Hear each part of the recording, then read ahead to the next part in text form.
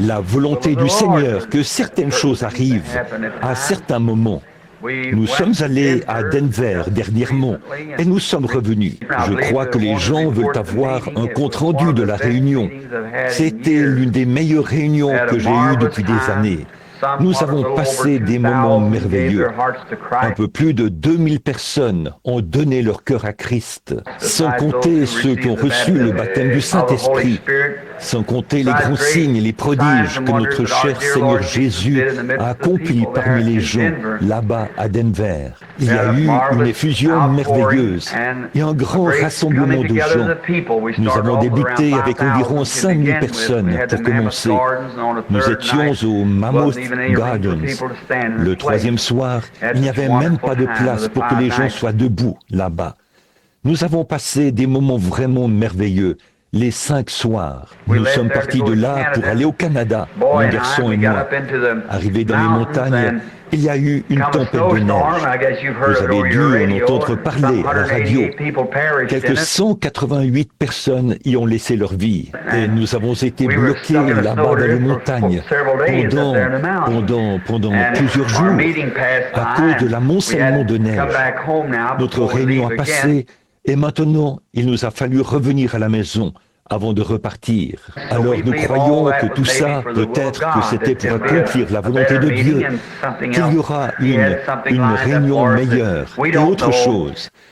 Il avait quelque chose en vue pour nous, nous ne savons pas quoi. Nous marchons en quelque sorte dans un monde de ténèbres, mais pas dans les ténèbres. Nous suivons tout simplement, à mesure que la lumière avance, nous suivons la lumière. Et notre Père Céleste, peut-être qu'il avait prévu quelque chose dont nous ne savons rien. Peut-être qu'il y avait du danger quelque part là-bas. Ou encore, peut-être qu'il est à l'œuvre pour amener quelqu'un. Vous savez, Dieu peut être à l'œuvre sur une seule personne, comme ça. Il changera le cours de toute une nation juste pour cette personne-là, pour les faire entrer. Donc, nous savons que tout ça, c'était bien pour la gloire de Dieu. Et nous l'en remercions et de nous avoir protégés. Et il y a beaucoup de gens que nous, Billy et moi, on a aidé des gens le long de la route, en les faisant monter, et des choses comme ça. Des gens dont les voitures s'étaient écrasées et tout. Mais nous avons passé au travers sans problème. Nous avons quitté la route une fois, mais juste pour quelques instants. Un homme d'un ranch là-bas est venu et il nous a sortis de là avec son tracteur. On dérapait. C'était très glissant. C'était quelque chose comme il n'en avait pas eu depuis. Les vieux de la vieille ne se rappelaient pas avoir jamais eu une tempête comme celle-là dans la région, à cette époque-là de l'année, à Roundup, dans le Montana. Et nous savons qu'un événement frappant comme celui-là, notre Seigneur y était pour quelque chose, quelque part. C'était dans un but, pour notre bien. Pour notre bien. Voilà ce qu'il en était. Donc, j'ai appelé Fred Neville après être rentré et j'ai dit, je serai à la maison dimanche. Et si tu voulais que je vienne et que peut-être je fasse l'école du dimanche, eh bien, je serai d'accord. Et j'ai dit, alors ça me ferait très plaisir de pouvoir faire ça. Il a dit, mais bien sûr, Frère Bill. Il a dit, ça nous fait toujours tellement plaisir que tu viennes, avec le cœur tout grand ouvert et très accueillant, comme ça. Et il a annoncé à son émission de radio hier. Alors nous sommes reconnaissants de toutes ces choses. Maintenant, ce matin, c'est la fête des mères. La plupart, vous entendrez partout des prédications sur la fête des mères. Et les gens vont parler sur le sujet des mères. Et je trouve que c'est merveilleux. Ce sera pour l'autre partie de la réunion. Ce matin, j'avais annoncé un sujet dont je voulais parler, l'invasion des États-Unis. Et vous avez probablement entendu votre émission de radio et vous en entendrez beaucoup aujourd'hui. Et il y aura une prédication sur la fête des mères, peut-être ce soir, aux réunions. Donc, j'ai pensé ce matin que j'annoncerai l'invasion. J'en ai parlé à Denver, là. Je n'avais pas abordé ça tout à fait de la même façon que j'ai l'intention de le faire ce matin, Dieu voulant. Et là, nous avons passé des moments merveilleux là-dessus. Le Seigneur a vraiment béni d'une façon merveilleuse. Parfois, ça nous donne un peu comme... Il faut qu'on soit secoué un peu pour vraiment prendre conscience de ce qu'il en est, n'est-ce pas? Parfois. Et nous prions Dieu de le faire. En passant, là-bas, quand on a eu terminé, ce sont les hommes d'affaires de Denver qui parrainaient la réunion. Et ça a été un parrainage un peu différent de ce que j'ai eu dans le passé. D'habitude, les ministres, quand ce sont eux qui parrainent la réunion, ils disent « L'avez-vous annoncé ?» Oui, à l'église. Ça s'arrête à peu près là. Ce sont des bergers. Ils veulent que leur troupeau soit au courant. C'est vraiment gentil. C'est ça, leur devoir. Mais les hommes d'affaires, eux, c'était un peu différent. Ils voulaient que tout le monde soit au courant. Alors, ils ont simplement dépensé environ 3 ou 4 000 $ en publicité. Affiché ça sur tous les tramways, les taxis, tous les pare-chocs de voitures et partout. Nous avons passé des moments merveilleux. Après la réunion, ils m'ont pris à part. Ils ont dit, « Frère Branham, qu'est-ce qu'on peut faire pour vous maintenant ? Qu'est-ce qu'on vous doit ?» J'ai dit, « Mais rien, évidemment. » J'ai dit, « Vous ne me devez rien du tout. » J'ai dit, « Vous pouvez régler ma note à l'hôtel, ici, si vous voulez. Oh, nous voulons faire quelque chose pour vous. » Et je ne voulais rien accepter d'eux. Alors, l'organisateur les a appelés. Il a dit, « Je crois qu'il aime pas mal la chasse et la pêche, n'est-ce pas ?» Il a dit, « Oui. » Alors, un des hommes d'affaires était propriétaire d'un ranch là-bas. Et il a dit, je vais simplement lui en faire cadeau. Eh bien, M. Moore est allé voir ça. Il était obligé de faire à peu près 55 km à cheval pour se rendre là-bas. J'ai dit, M. Moore a dit, j'aimerais bien voir Sir Branham assis sur un cheval pour se rendre jusque là-bas.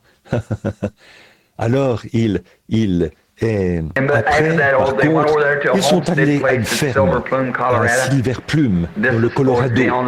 Ça doit se trouver de ce côté-ci, là. Ils ont acheté un petit ranch là-bas. Et maintenant, ils sont en train de me construire une petite maison de 5 pièces là-bas, à Silver Plume, dans le Colorado, en plein cœur des montagnes. Alors vous, les pêcheurs, je pense que ce serait un bon temps. Alors, ce serait un bon endroit pour se détendre. Et après les réunions et tout, si Dieu le permet, c'est lui qui décide, vous voyez. J'aimerais maintenant attirer notre attention sur la parole. J'aime vraiment beaucoup la parole vivante de Dieu. C'est à l'intérieur de la parole, il y a la vie. Or, la parole, la lettre tue, mais l'esprit vivifie. Et la vie est dans la parole, parce que c'est la parole de Dieu. La vie repose dans sa parole. C'est comme si je vous disais, je vous donne, vous dites, j'ai faim ce matin, frère Branham. Voudriez-vous me donner 5 $? Je dirais, je veux bien. Maintenant, il y a autant de vie là-dedans qu'il y en a dans ma promesse. C'est la même chose avec Dieu. Quand Dieu promet quoi que ce soit, alors ce que Dieu est, ça, il faut qu'il soit dans sa parole. Voyez, cette parole ne vaut pas. Cette parole, c'est exactement la même chose que Dieu. Elle est Dieu. Votre parole, c'est ce que vous êtes. C'est ce qui vous lie. C'est comme ça qu'on disait autrefois. Ce qui vous lie, c'est votre parole. Si on ne peut pas vous croire sur parole, alors je ne peux pas avoir confiance en vous. Mais si je peux vous croire sur parole pour quelque chose, alors ça, c'est un homme d'honneur. Et la Bible dit, au commencement était la parole, et la parole était avec Dieu, et la parole était Dieu. Voyez? Et la parole a été faite chair. Et elle a habité parmi nous. Si on s'arrête à y penser, la terre même sur laquelle nous vivons ce matin, c'est la parole de Dieu. Cet arbre, c'est la parole de Dieu. Et vous, votre corps, c'est la parole de Dieu. Dieu l'a créé par la parole, comme ça, l'a fait à partir de rien, alors qu'il n'y avait rien. Avez-vous déjà remarqué la vie humaine, d'où elle est venue? Une seule petite cellule, tellement minuscule que l'œil humain ne peut pas la voir, uniquement à travers une loupe très puissante. Et c'est d'elle qu'est sorti un homme de 150, 200 livres. D'où est-elle venue? Voyez, Dieu l'a simplement prononcé et ça a commencé, et la nature a poussé. Et voilà, c'est exactement ce qui était produit. Il a créé chaque arbre, tout par la parole. Et c'est quelque chose de tellement, tellement merveilleux, ce matin, de contempler la parole de Dieu. Maintenant, pour ceci, ce matin, nous allons prendre dans l'Ancien Testament, dans Chroniques. J'ai été un tout petit peu dérangé. Maintenant, pendant que vous prenez dans Chroniques, au chapitre 18, juste un peu fatigué. Mais si le Seigneur le veut, je ne suis pas sûr, nous le ferons plus mercredi soir. Si le Seigneur le veut et que l'Église se sent conduite à faire comme ça, j'aimerais prendre mercredi, jeudi, vendredi, samedi et dimanche pour faire des réunions de réveil ici, juste des réunions de réveil, d'enseignement dans la parole. Mercredi, jeudi, vendredi, samedi et dimanche. Simplement pour enseigner la parole. Pas de service de guérison, mais de l'enseignement. Peut-être que le Seigneur nous conduira à faire comme ça. Et alors j'aime tellement être avec vous et avoir de la communion avec vous autour de la parole. Merci beaucoup de ce beau, de ce formidable Amen. Maintenant, au chapitre 18 de Chroniques, et à partir du verset 12, c'est ce qui servira de base à nos réflexions pendant un petit moment sur ce sujet vital pour aujourd'hui. Un chronique ou deux chroniques, pardon. 2 Chroniques 18, 12. Nous en lirons un bout ici et nous verrons ce que notre Seigneur voudra nous faire connaître. Le messager qui était allé appeler Michée lui parla ainsi. Voici les prophètes d'un commun accord prophétisent du bien au roi. Que ta parole soit donc comme la parole de chacun d'eux. Annonce du bien. Michée répondit, l'Éternel est vivant. J'annoncerai ce que dira mon Dieu. Lorsqu'il fut arrivé auprès du roi, le roi lui dit, Michée, monterons-nous attaquer Ramoth en Galade ou devons-nous y renoncer? Il dit, montez, vous aurez du succès. Et ils seront livrés entre vos mains. Maintenant, c'est ce qui servira de base à notre réflexion pendant quelques instants. Sur ce, adressons-lui encore un mot. Notre Père Céleste, c'est avec des cœurs reconnaissants que nous nous approchons de toi en ce moment pour les âmes perdues, pour ceux qui sont dans le besoin, pour l'Église, afin que nous prions le Saint-Esprit d'entrer dans la parole sans tarder maintenant, de la transmettre directement à chaque cœur qui est dans le besoin ici. Et quand il aura placé son message de la puissance de la parole dans les cœurs, puissions-nous tous être enrichis par cela ce matin, en repartant, quitter le tabernacle, en nous réjouissant et en louant Dieu, en disant « Notre cœur brûle au-dedans de nous à cause de sa présence, car nous le demandons en son nom. Amen. » Notre scène de base ce matin, c'est quelque chose de tragique. L'Ancien Testament, à mon avis, est toujours une ombre ou une prévision du Nouveau Testament. On m'a souvent dit, frère Branham, pourquoi est-ce que vous prenez toujours de l'Ancien Testament? Presque toujours, en choisissant un texte, vous retournez dans l'Ancien Testament. Je le fais parce que j'aime la typologie. J'aime, mon instruction est très limitée, tout le monde le sait. Et le seul moyen que je connaisse d'être assez proche de la vérité, c'est de voir ce que le modèle était, de regarder sur le plan et de voir ce que c'était. À ce moment-là, je sais que ce qu'il en a été de cela, ce sera semblable à ce qu'il en est de ceci, ici, puisque c'en est l'ombre, tout simplement. Et je retourne toujours dans l'Ancien Testament pour voir ce que les enfants d'Israël ont fait, pour voir ce qu'a été le châtiment du péché, pour voir ce qu'a été la justice des prophètes, pour voir ce qu'il en a été de toutes ces choses. C'est ainsi que j'aurai un aperçu de ce qu'il en est de ceci, puisque tout cela a préfiguré ce qu'il en sera à la fin, à l'aboutissement général. À cette époque, il y avait eu un événement important en Israël.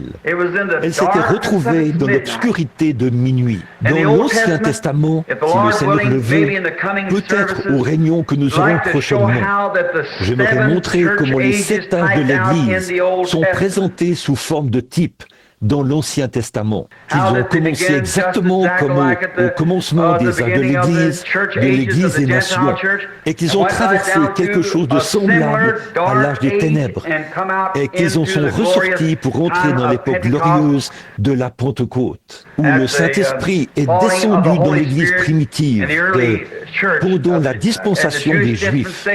Ensuite, nous traversons une autre période, celle de l'Église des nations. Nous traversons un âge des ténèbres et nous en ressortons de nouveau pour entrer dans le millénium, à la fin. Donc, là-bas, au cours des siècles intermédiaires, ce grand roi Akab est arrivé au pouvoir. Et il vivait un peu sur la réputation des autres rois israélites. Il était Akab lui-même était un peu un croyant frontalier. J'ai souvent dit ça de lui, parce qu'il était de temps en temps de ce côté-ci de la clôture, de temps en temps de ce côté-là de la clôture. On ne saurait jamais à quoi s'en tenir avec un homme aussi instable que celui-là, ou une personne qui fait profession d'être chrétien est instable à ce point. On ne sait pas quoi faire avec cette personne-là. Aujourd'hui, ils sont chrétiens. Demain, on ne sait pas où ils en sont.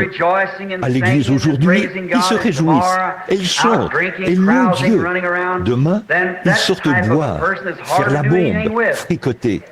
Alors, ce genre de personnes-là, c'est difficile de faire quelque chose avec. Je me rappelle, quand j'étais petit garçon, à un moment donné, nous avons eu un vieux cheval, et il sautait toujours la clôture. Je pense que beaucoup d'entre vous, les hommes de mon âge, se souviendront de l'époque du cheval, de l'époque des voitures à cheval. J'ai passé très souvent, moi-même, j'ai descendu la rue ici, en conduisant une voiture à cheval. J'ai 45 ans, donc je me rappelle ce vieux cheval, on lui mettait un joug sur le cou, comme on le ferait à une vache, pour l'empêcher de sauter la clôture. Et il sautait quand même. Il se défaisait de son joug, il le renversait et tout. Il passait par-dessus la clôture. Et un jour, je me demandais ce qui attirait le pauvre vieux. Il y avait là un genre de grand bas-fond. Pourtant, il était entouré de luzernes qui montaient bien haut.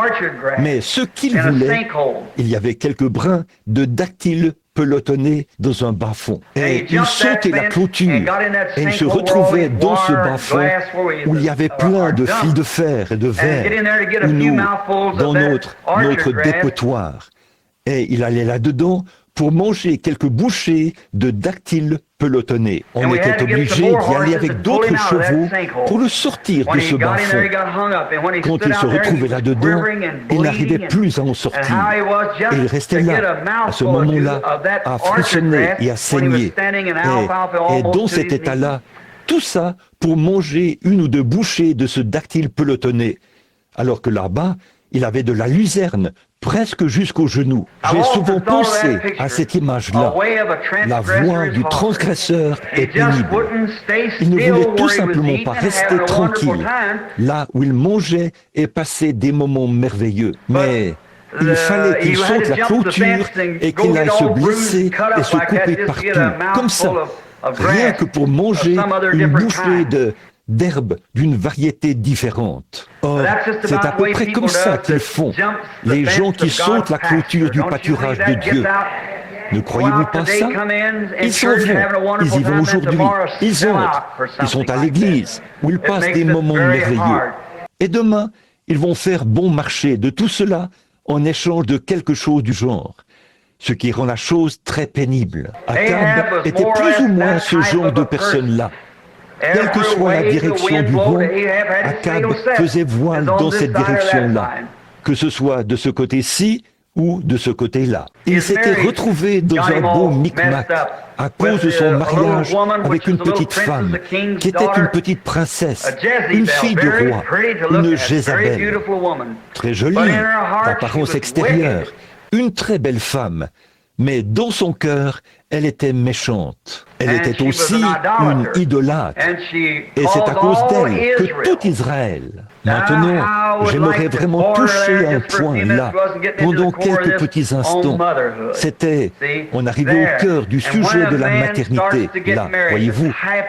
Quand un homme se lance dans le mariage, le genre de jeune fille, de femme il faut plus que de considérer seulement la beauté. Vous devez trouver quelqu'un, que vous soyez unis corps et âme, tous les deux. Quelqu'un qui sera vraiment votre ami et votre copine, qui vous restera fidèle envers et contre tout. Bon, mais Akab, lui, il était tombé amoureux d'elle, juste parce qu'elle était jolie, je suppose, et il l'avait épousée.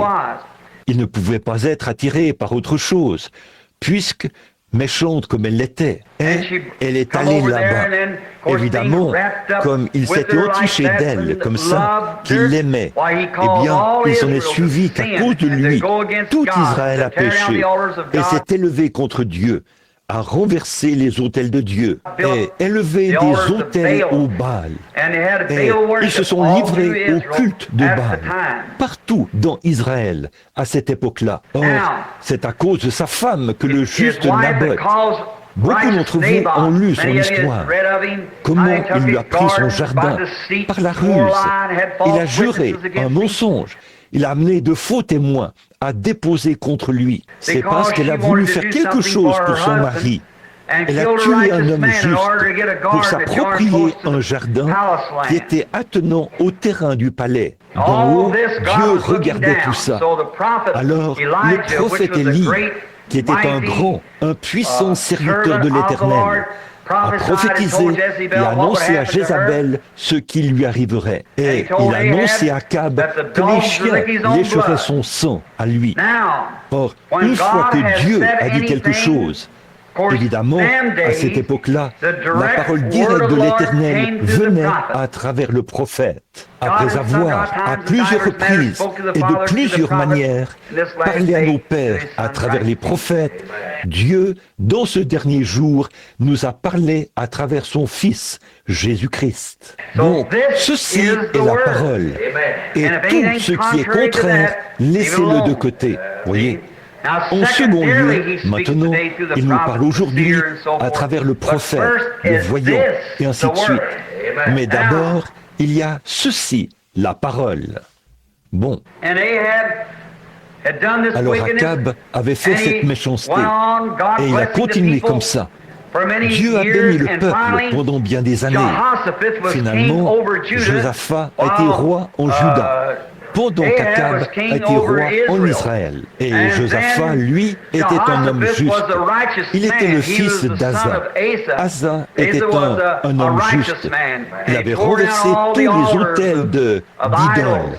Il avait élevé les autels de Jéhovah. Et ils étaient en période de réveil, en quelque sorte, là-bas en Juda. Et alors, au bout de quelque temps, Josaphat, ou plutôt Akab, a envoyé quelqu'un et il a trouvé une autre étendue de pays en Syrie. Donc il s'est mis en tête qu'elle lui appartenait. Il s'est mis en tête qu'il allait s'en emparer. Alors il a demandé à ce Josaphat s'il voulait bien venir et faire une alliance avec lui. Et évidemment, il y a un grand danger là, voyez, quand il voyait ce grand roi Akab là-bas. Et il voyait ce grand roi Josaphat ici. L'un était un tiède, l'autre un homme rempli de l'esprit. Faites attention aux gens d'alliance que vous faites. Faites attention à ce que vous faites, de vous mettre sous un joug avec des incroyants. Restez purs, spécialement dans le jour où nous vivons. Je crois, Église, sans l'ombre d'un doute. Et c'est gravé dans mon cœur. C'est pour cette raison que je veux prendre ces 5 soirs. bientôt pour pouvoir, encore une fois, avant que ça arrive, passer cette Église en revue par rapport à la Bible. Nous vivons dans les ombres du temps. Ça pourrait arriver d'un moment à l'autre, alors que nous voyons le moment venu pour que certaines choses se produisent.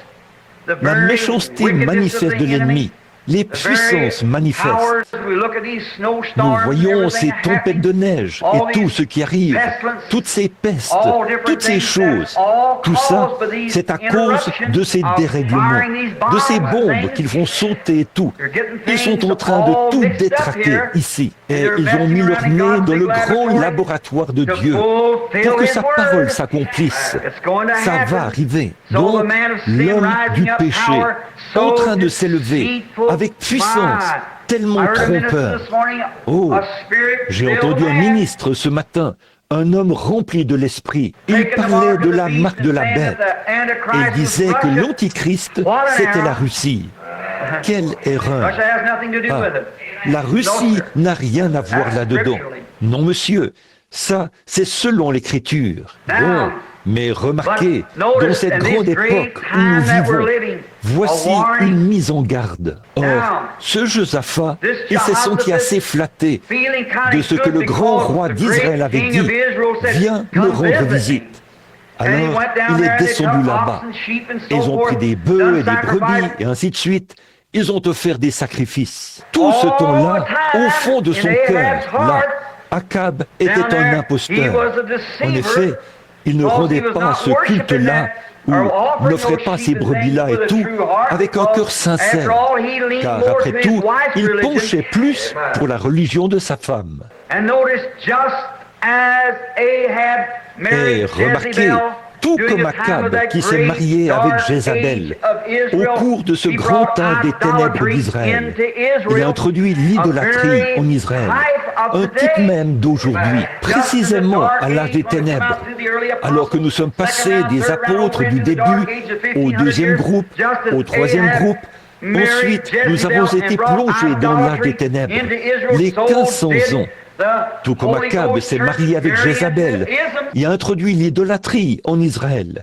De même, l'Église du Saint-Esprit s'est mariée avec des ismes et a de nouveau introduit l'idolâtrie. Et aujourd'hui, on a une forme de christianisme. Voyez, vraiment de grandes ténèbres. Et maintenant, ça a continué chaque jour. Chaque âge de l'Église continue vers cette même chose, vers le grand point culminant, vers l'état de tiédeur qui arrive, l'âge de l'Église de Laodicée, tiède. Oh, quelle heure terrible que celle où nous vivons. Écoutez, je veux faire une confession ici même, avant d'aller plus loin. Je suis un prédicateur à l'ancienne mode, qui brûle de voir revenir les jours d'autrefois. J'en ai tellement vu de cette imitation. Hollywood, qui présente l'évangile sous des couleurs séduisantes. Tellement que j'en ai par-dessus la tête. Oui, monsieur, je veux voir les choses à l'ancienne. J'ai bien peur qu'on enjolive trop le christianisme aux yeux des gens. Un terrain dangereux. Alors, Josaphat descend là-bas. Il se dit, oh, eh bien, ce grand roi d'Israël, je vais juste, oh, nous allons, il n'y aura pas de problème.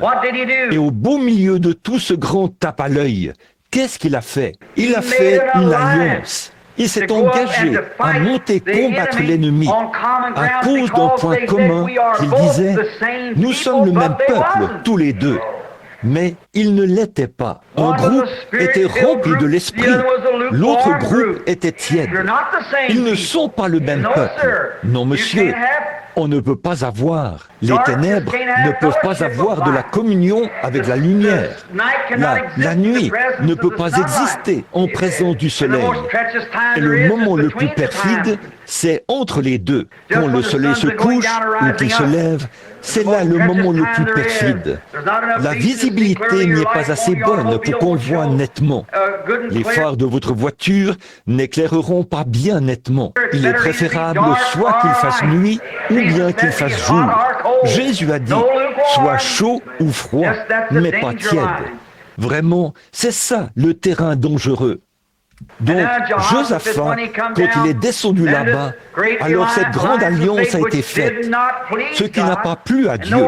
Et remarquez, en plein au moment où il, avec toute cette excitation, là, je suis dans les bonnes grâces de ce roi. Et j'ai de la communion avec ce voisin. Vous voyez, faites attention à ça, Église. Vous voyez, c'est la cause de tous ces problèmes qu'il y a, ici au tabernacle et ailleurs. Vous voyez, faites attention à quoi vous vous mêlez. Vous voyez, prenez position, ou bien soyez pour Christ, ou bien soyez contre lui. Vous voyez? Or, cet homme a fait cette alliance. Il pensait avoir fait quelque chose de formidable.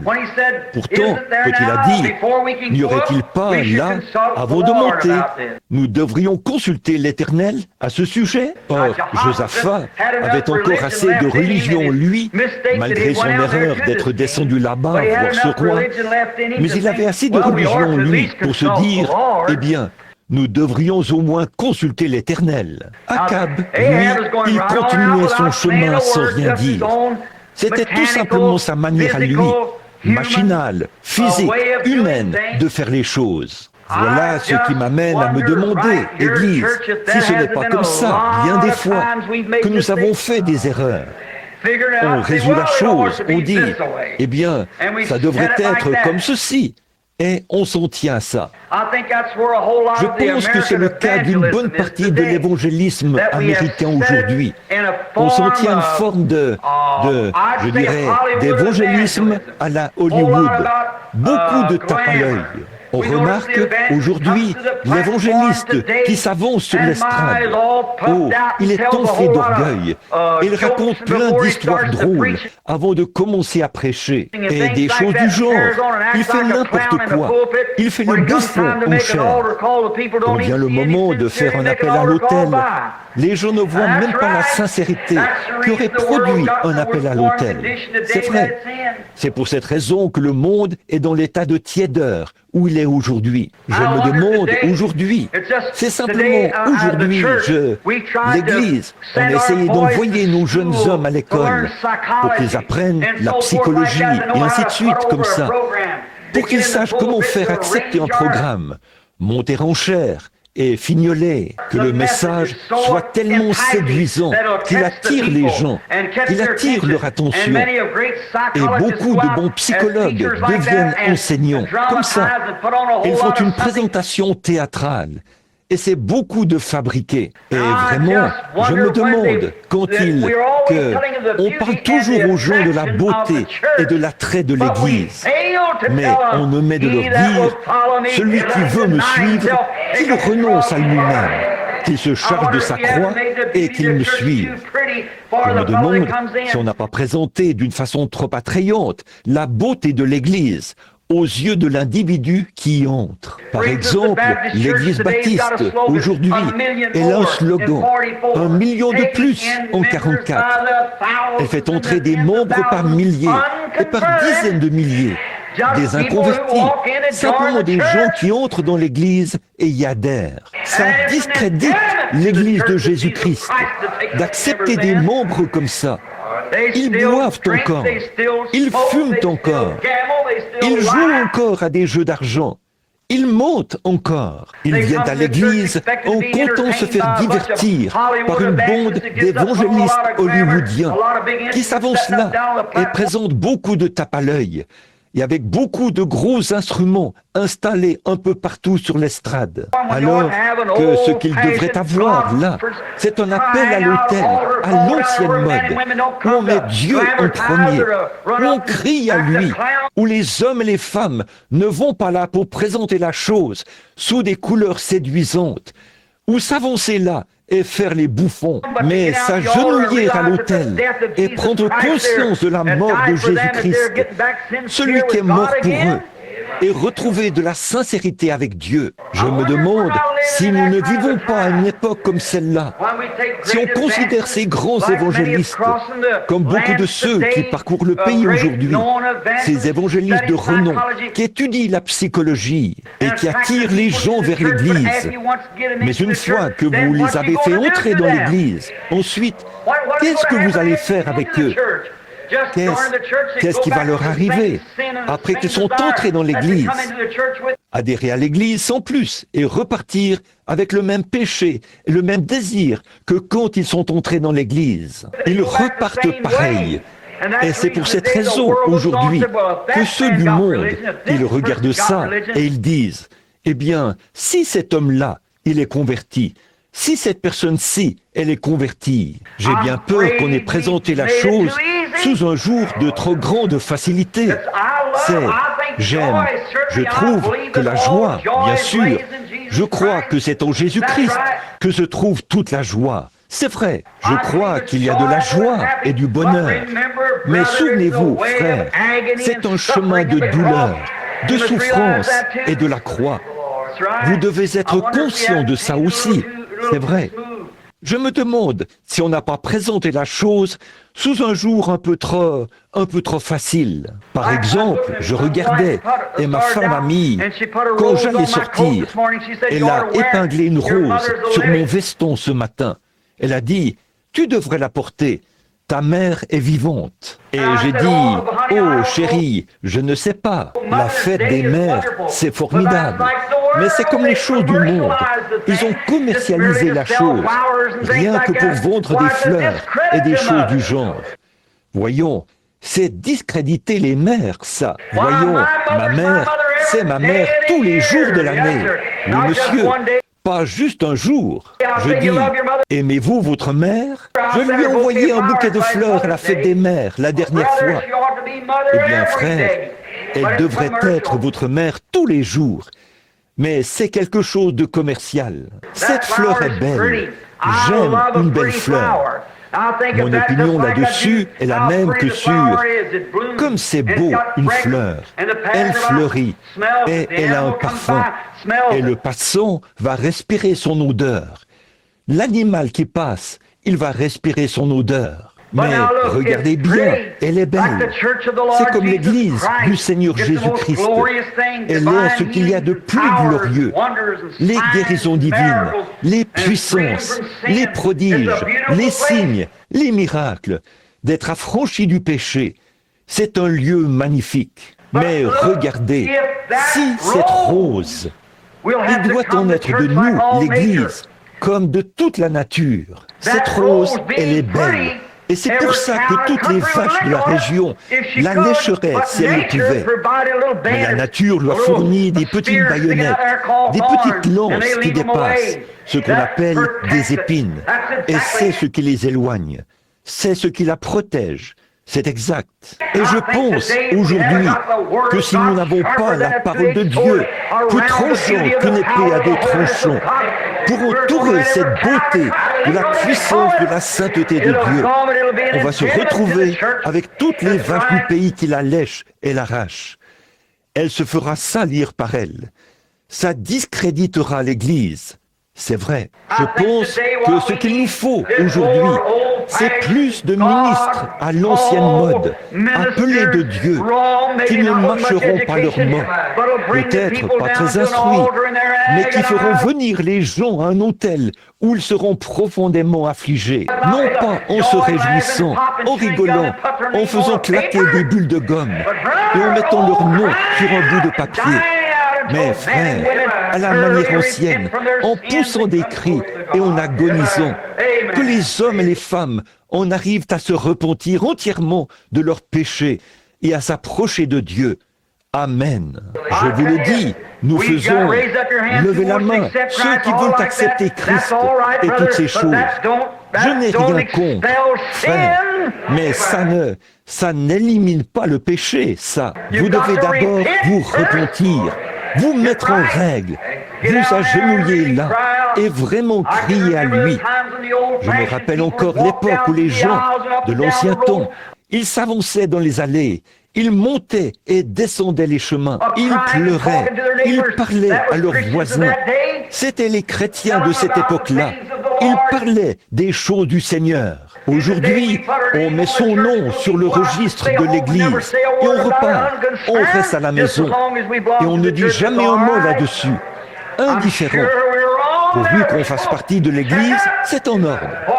Je suis sûr qu'on a tort là-dessus, les amis. Examinez-vous, parce que ça ne tiendra pas le coup au jugement. Non, monsieur, pas du tout. Rien moins que celui qui veut me suivre, qu'il renonce à lui-même, qu'il se charge de sa croix et qu'il meure chaque jour, qu'il reste mort, là, sur la croix. C'est vrai, l'agonie, le chemin, je prendrai le chemin, vous le chantez, avec le petit nombre des méprisés qui suivent le Seigneur. Je pense aujourd'hui, quel temps que celui où nous vivons, où l'évangélisme, ils annoncent ça avec de grandes lumières éclatantes. Et ils essayent. Quand on voit un évangéliste qui arrive en ville, c'est à se demander. Moi, mes réunions ont été coupables de ça aussi. C'est vrai, je me demande qui arrive en ville, des fois, l'évangéliste ou Jésus-Christ.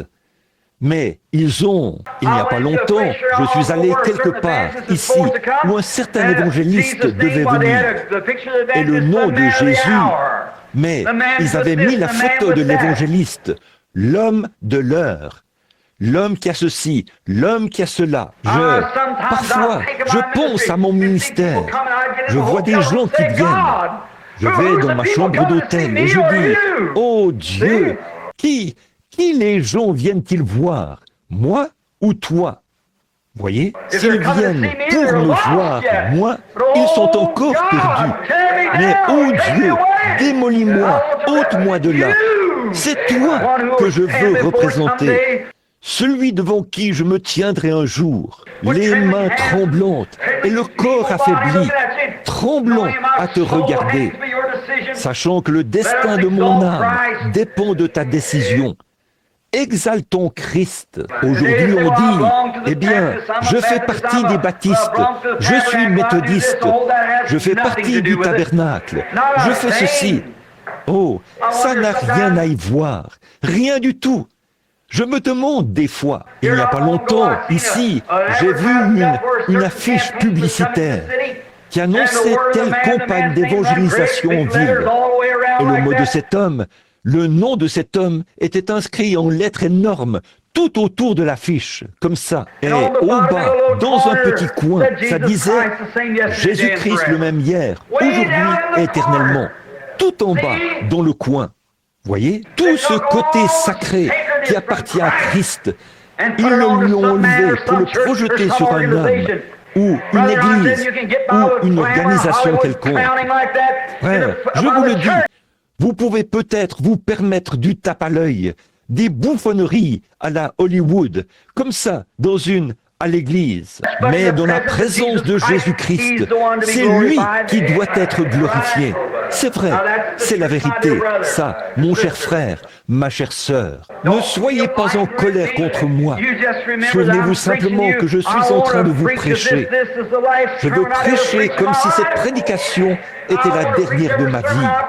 Je veux prêcher chacune de mes prédications comme si j'étais un homme qui se meurt, en train de prêcher à des hommes qui se meurent. Et j'en suis un. Ma lumière baisse de plus en plus chaque jour. La vôtre aussi. Nous sommes des mortels qui se meurent. Il nous faudra faire face au Dieu vivant un de ces jours. Alors, on ferait mieux d'avoir la plus profonde sincérité quant à ceci. Tout se tape à l'œil et de se conduire n'importe comment et d'adhérer à l'Église et d'aller ici et là, d'agir comme ci et comme ça. On ferait mieux d'avoir des réunions de prière à l'ancienne mode dans nos foyers et de crier à Dieu jour et nuit.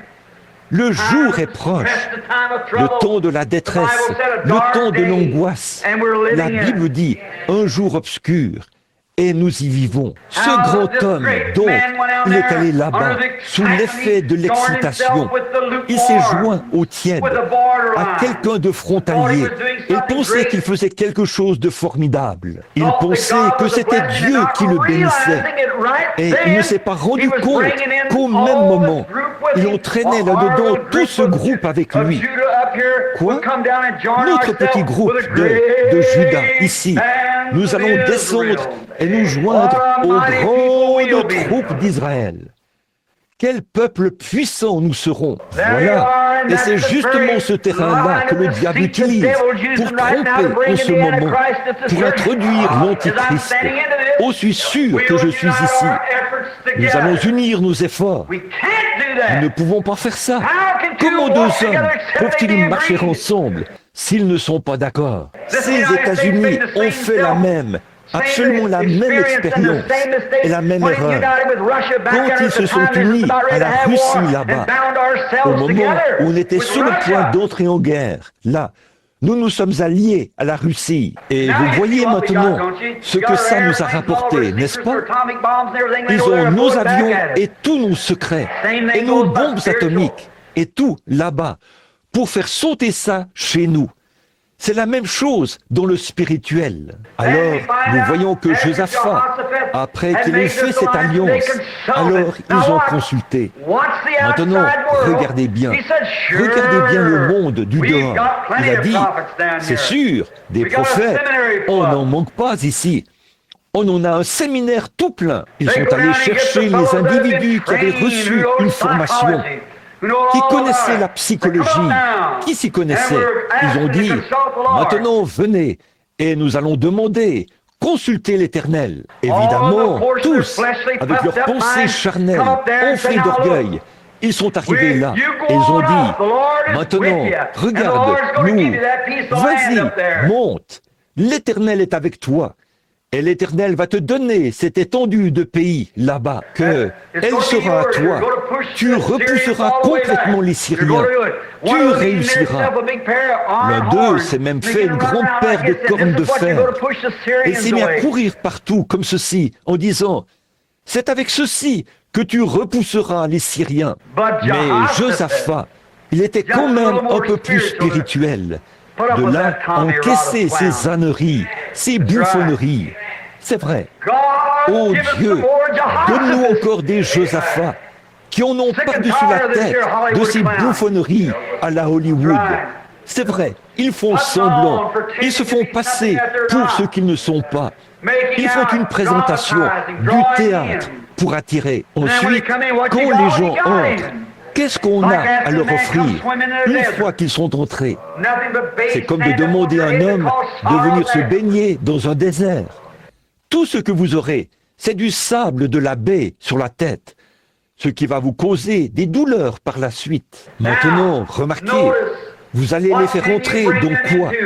L'autre jour, une certaine dame m'a dit, un homme disait, j'irai bien à l'église, mais qu'est-ce que j'en retirerais d'aller à l'église? Il disait, tout ce qu'ils font, c'est d'organiser des soupers, et ils, pour ceci, cela et autre chose. Et la dame a dit, je suis resté là, sans dire un mot, parce que je ne savais pas où l'envoyer. Voilà, elle a dit, combien j'aimerais trouver une église à l'ancienne, où ils chantent vraiment les cantiques à l'ancienne mode, et mènent une vie sainte. Des enfants qui ont faim, ils vont manger dans une poubelle. C'est à l'église du Dieu vivant de les nourrir de la vraie parole vivante de Dieu. Là-bas, au milieu de tout ce tape à l'œil et tout, Josaphat a dit, n'y en aurait-il pas encore un? Encore un? A dit Akab. Mais pourquoi est-ce qu'il t'en faut un de plus? On a ici même 400 des hommes les meilleurs du pays, l'élite, instruits, nourris et vêtus, on ne peut mieux, tous d'un même accord, d'un même cœur et d'une même voix. Ils disent, vas-y, Dieu est avec toi. Je me demande s'il n'est pas arrivé la même chose aux États-Unis. Je me demande s'il n'est pas arrivé la même chose à l'Église de Dieu. Je me demande. Eh bien, ils disent, regardez, ils ont du succès. Ils ont de très grandes réunions. Ils en rassemblent des milliers à la fois. Mais je me demande s'il n'y en aurait pas seulement un encore. Je me demande s'il n'y aurait pas quelque chose de différent. On découvre qu'on a 30 000 convertis en 6 semaines. Et 6 semaines plus tard, il n'en reste plus un seul. Il y a quelque chose qui cloche quelque part. C'est vrai.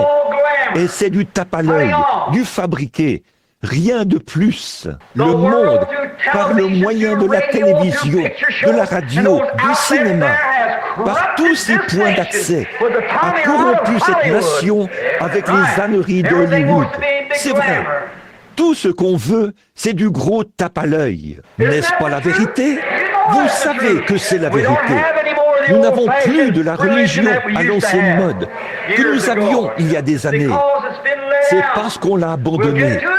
Nous allons y venir dans un petit instant, vous verrez. Mais quel beau tableau, ou quel tableau émouvant, devrais-je dire.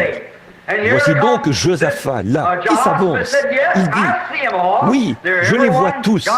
Ils ont tous leur diplôme. Et quoi encore? Ils veulent tous être prophètes ou de grands ministres. Ils sortent de grands instituts. Ils ont tout ça. Ils sortent de la grande école du prophète et tout. Ils sont tous d'un même accord. C'est vrai. Mais n'y en aurait-il pas juste un encore? Eh bien, pourquoi est-ce qu'il t'en faut un de plus alors que 400 y donnent leur accord en même temps? Mais cet homme-là, au fond de son cœur, il avait Dieu. Et il savait qu'il y avait quelque chose qui clochait là-dedans. Oui, monsieur, il savait que c'était pourri quelque part.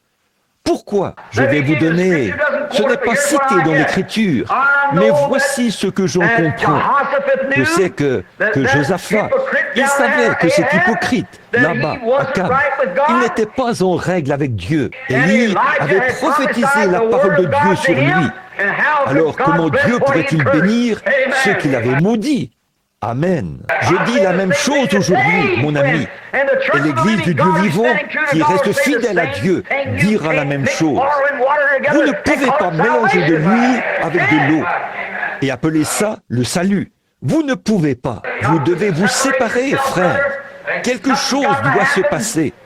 S'il y a encore de l'espoir, nous devons faire quelque chose et le faire sans tarder. Car l'heure de l'enlèvement est proche. Les choses prennent forme, tout. Et l'Église s'est tellement éloignée. Ils lisent toutes sortes de magazines, de livres, d'histoires et tout. Aujourd'hui, je peux aller à une église et je peux dire, oh, combien connaissent? Ils connaissent tous les cantiques après qu'ils ont eu un de ces grands réveils. Bon, à quelle page se trouve tel cantique? Ils le savent. Ils savent de qui il s'agit. Ils savent qui est candidat à la présidence et qui est candidat à ceci. Et combien de vedettes de cinéma se sont mariées, ceci, cela et autre chose. Mais de la parole de Dieu, ils ne savent rien. Voilà. Alors, nous leur donnons leur tapas. Et pourtant, ils font profession d'être chrétiens. Et ce n'est pas la faute des gens. C'est de derrière l'estrade que ça vient. Tout à fait. C'est de derrière l'estrade. Ils leur enseignent toutes sortes de rythmiques et toutes sortes de ci et ça. Et les organisations, comment former des groupes de jeunes et tout ce qu'il y a dans le genre. Je me demande si tout ça a rapporté quelque chose. Je n'ai rien contre, mais je me demande si c'est ça que Dieu exige. Alors que Jésus a dit, si un homme ne naît d'eau et d'esprit, il n'entrera point dans le royaume. Celui qui veut me suivre, qu'il renonce à lui-même et à ses plaisirs mondains, qu'il se charge de sa croix et qu'il me suive. La croix est un symbole de mort, d'agonie. Celui qui veut être chrétien, qu'il se défasse de ses propres pensées, qu'il se défasse de ses propres œuvres, qu'il se défasse de tout, qu'il renonce à lui-même, qu'il se charge de cette croix consacrée et qu'il me suive chaque jour. Celui qui veut venir après moi, qu'il fasse cela. C'est ce que Jésus a dit. Mais aujourd'hui, nous disons que tout le monde s'amuse, que tout le monde tape des mains, que tout le monde crie « Alléluia », que tout le monde fasse ceci. Oh, voilà ce qu'on a, beaucoup de tapage. Amen. Dieu, on sort de nouveaux chants et on les chante tellement vite, on dirait qu'on va passer au travers du mur avec. Ou quelque chose comme ça. Alors que moi, je trouve que si nous chantions « Mon Dieu, plus près de toi », ce serait beaucoup plus profitable à l'Église. les cantiques à l'ancienne mode. On se retrouve avec beaucoup de gens des orchestres de danse. Un jeune homme d'un orchestre de danse qui jouait là-bas hier soir. Et ce soir, il est ici en train de jouer dans l'église du Dieu vivant. C'est une abomination aux yeux de Dieu que cet homme fasse d'abord ses preuves et qu'il produise du fruit digne de la repentance pour montrer qu'il est en règle avec Dieu. Ils font entrer le monde du jazz jusque sur l'estrade. Ils font entrer la prédication hollywoodienne qui présente la chose sous des couleurs séduisantes jusque sur l'estrade. Mais il y a quelques semaines, c'est bien dans votre belle ville de Louisville, Kentucky, que j'étais, n'est-ce pas? J'avais le cœur brisé. Ils étaient tous assis là. Ils voulaient voir les miracles de Dieu. Mais dès qu'on prêche l'évangile, leur mesure est comble en un instant. Ils vous tournent le dos et ils sortent du bâtiment. Certainement, ils n'en veulent pas. Leurs cœurs sont endurcis. Ils sortent. Beaucoup d'entre eux sont protestants, même, fréquentent des églises protestantes. Mais ils ont été tellement remplis de tape à l'œil et de toutes ces choses, ces âneries et ces manières de gens d'église, au point qu'ils ne savent rien de l'esprit du Dieu vivant, ayant l'apparence de la piété et reniant ceux qui ont fait la force. Quel jour que celui où nous vivons! Regardez bien la tournure que prennent les choses. Josaphat a dit, je sais, Akab, il y a là tes 400 prédicateurs. Ce sont tous des gars qui paraissent très bien, tous bien habillés, et leurs cheveux bien peignés, et tout ce qu'ils peuvent bien être encore. Il se peut qu'ils aient leur doctorat en théologie. Il se peut qu'ils aient des diplômes de toutes sortes. Il se peut qu'ils connaissent les Écritures de A à Z. Mais n'en aurais-tu pas encore un quelque part? N'y en aurait-il pas juste un encore quelque part? Il a dit, oui, il y en a encore un, mais je le hais. Voilà, je le hais. Souvenez-vous, Akab était un homme religieux, et eux, c'étaient des docteurs religieux. Mais ils haïssaient cet homme qui avait la vérité. Il a dit, je le hais. Il a dit, il est toujours en train de vociférer contre moi. Comment aurait-il pu faire autrement, alors que la parole de Dieu l'avait condamné? Comment pouvez-vous rester silencieux si vous êtes un homme de Dieu ou une femme de Dieu et que vous savez, que vous voyez le péché et tout qui s'accumule et qui pèse lourd et tout le reste, et que vous voyez des âmes humaines qui s'en vont en enfer par millions chaque jour, et vous resteriez silencieux? Vous ne pouvez pas. Quelqu'un m'a dit, ici, vous pensez pouvoir arrêter ça? J'ai dit, non, je ne peux pas l'arrêter, parce que c'est Dieu qui l'a dit. Mais un jour, au tribunal du jugement, ils vont sortir le grand écran, mettre la caméra en marche là-bas, et on va passer cet enregistrement. Je vais me tenir là, à l'écouter, et je veux entendre ma voix, mettre les gens en garde contre ces choses. Dieu me jugera quand ma voix s'élèvera contre ces choses. Oui, monsieur, quand nous verrons cette vie, cette génération repasser devant nous, là-bas, au jugement, certainement, nous vivons à une époque épouvantable. Et voilà, et nous le voyons faire. Qui dit, n'y en aurait-il pas encore un? Il a dit, oui, mais je le hais, car il prophétise toujours du mal contre moi. Comment peut-il faire autrement que de prêcher ces choses dures à entendre quand il voit ce qui se passe? De voir Akab mener la vie qu'il menait et faire les choses qu'il faisait, et que les gens se retrouvent dans cet état-là. Comment un homme de Dieu ou une femme de Dieu peuvent-ils faire autrement que de crier très fort et de réprimander le péché de tous les côtés, alors qu'ils voient ces prédicateurs tièdes qui présentent la chose sous des couleurs séduisantes, et ces éducateurs, et ainsi de suite, comme ça, qui laissent les gens s'acheminer vers l'enfer par millions sous l'effet de la tromperie. Beaucoup d'heures, même parmi les gens de la sainteté. Je ne parle pas tant des méthodistes, des baptistes et des autres dans le genre. Chez eux aussi, c'est comme ça. Mais voilà que c'est dans vos propres rangs. Oh, ils vont monter sur l'estrade Ils ressemblent à tout, sauf à des chrétiens. Ils vivent comme tout, sauf des chrétiens. Ils parcourent les pays et tout. Ils appellent ça de la religion. C'est une religion, mais c'est bien loin du salut de l'Éternel. C'est vrai. Ils ont entraîné les gens là-dedans, si bien que c'est un beau groupe d'excités, rien de plus. Ensuite, dès que la petite excitation est passée, bientôt, on n'en trouve plus un seul. L'Église est vide. Frère, si un homme aime Dieu, il sera assis à sa place, à l'Église, toutes les fois. Il ne peut pas rester loin de l'Église.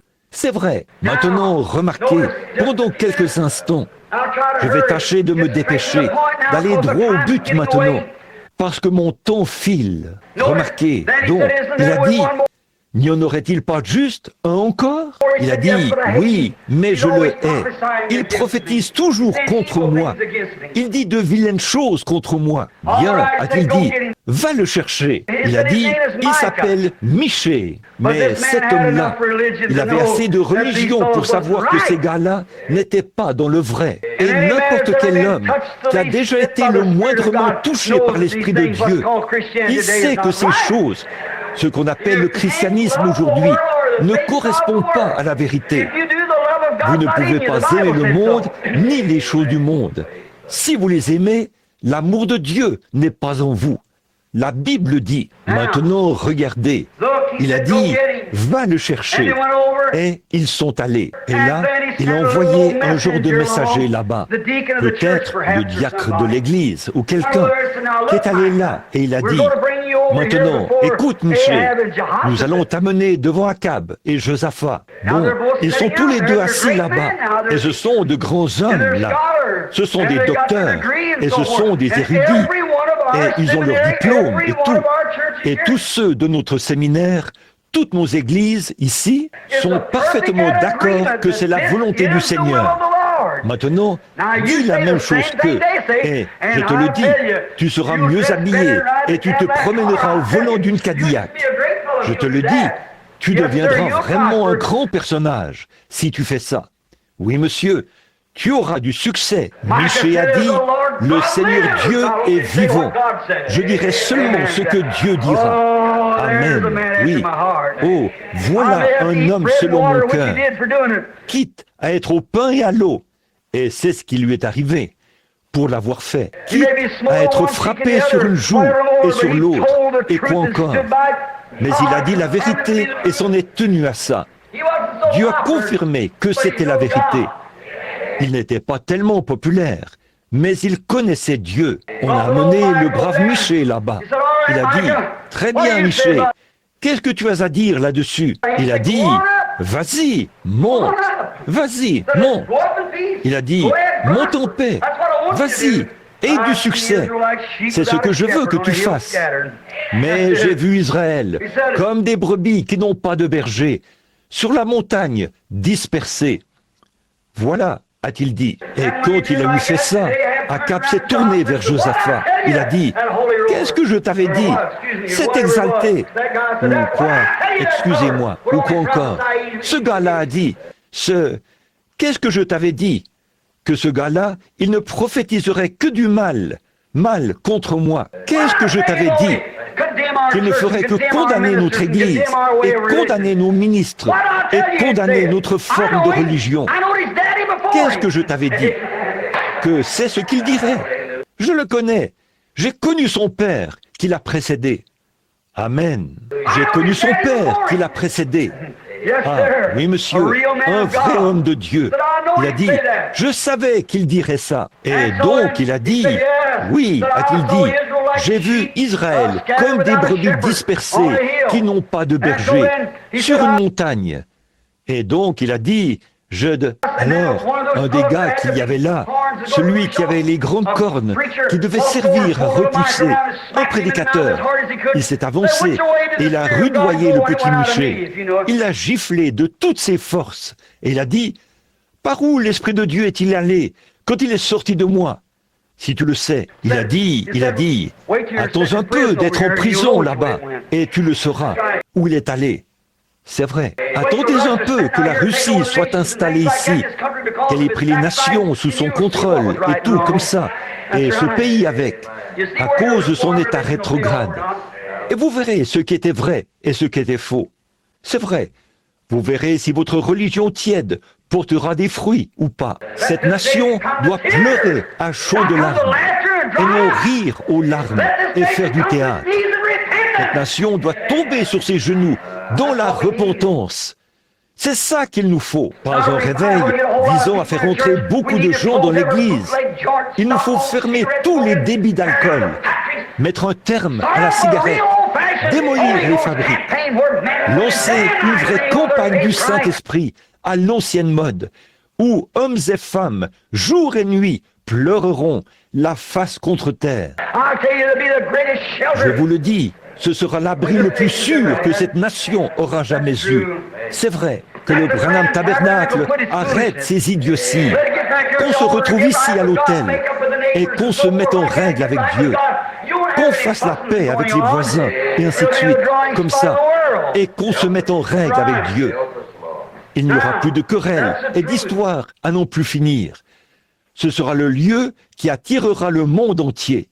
C'est vrai, c'est la vérité, ça. Alors il a dit, par où l'Esprit de Dieu est-il allé en sortant de moi? Michée a dit, j'ai vu Dieu avec son armée, son conseil, assis dans la gloire. Vous savez, Dieu réunit son conseil là-haut de temps à autre. Il fait venir ces êtres angéliques. Elle tient un conseil de temps à autre au ciel. Il a dit, je l'ai vu assis sur un trône, et tous se tenaient auprès de lui, à sa droite et à sa gauche. Il a dit, ils étaient en discussion. Qui pouvons-nous envoyer séduire Akab pour qu'il se rende là-bas et que s'accomplisse la prophétie d'Élie? Dieu l'a annoncé déjà, ce qui allait arriver. Alors, voyons un peu qui pourrait y aller. Et un esprit de mensonge est monté d'en dessous. Évidemment, il est venu de l'enfer. Il s'est présenté devant Dieu et il a dit, j'y irai et je m'introduirai dans ces prédicateurs. Et je leur ferai tous prophétiser un mensonge. Oh, ça les a vraiment fait sauter, ça. Ça leur a vraiment fait une impression bizarre quand il a dit, je descendrai et tous ces prédicateurs, tous autant qu'ils sont, je leur ferai prophétiser un mensonge. Et il est descendu et est entré dans ces prédicateurs. Et ils se sont mis à prophétiser un mensonge. Et frère, le même Dieu règne sur le même trône aujourd'hui. Et ce même esprit de mensonge a fait la même chose aujourd'hui.